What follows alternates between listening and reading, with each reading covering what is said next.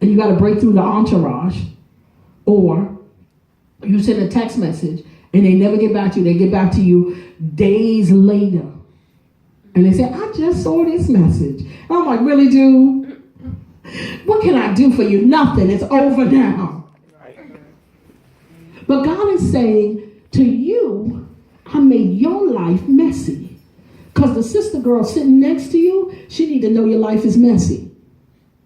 She need to know it's messy, because then if your life is messy and you can make it, then her life being messy ain't no big deal.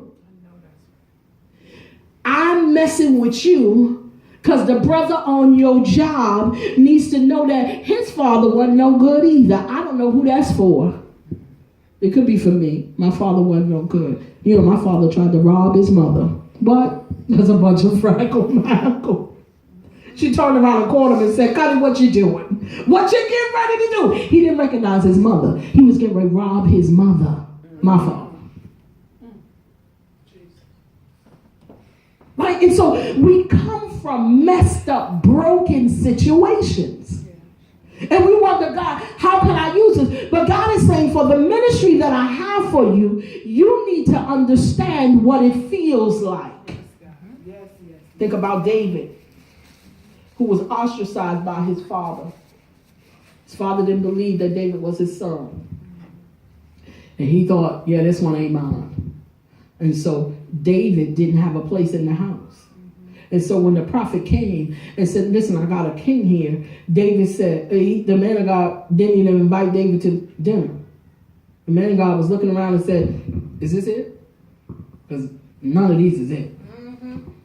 And so David said, there's one other. But you know that boy stink?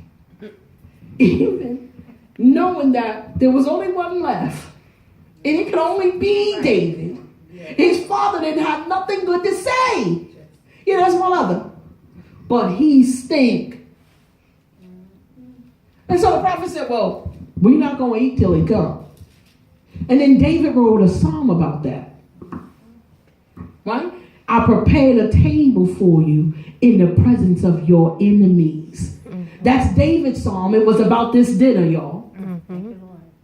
It was about this dinner. I know people think it was about another time, but it was about this dinner. Because none of them liked him. And so David is anointed to be king. It's time for celebration, ain't it?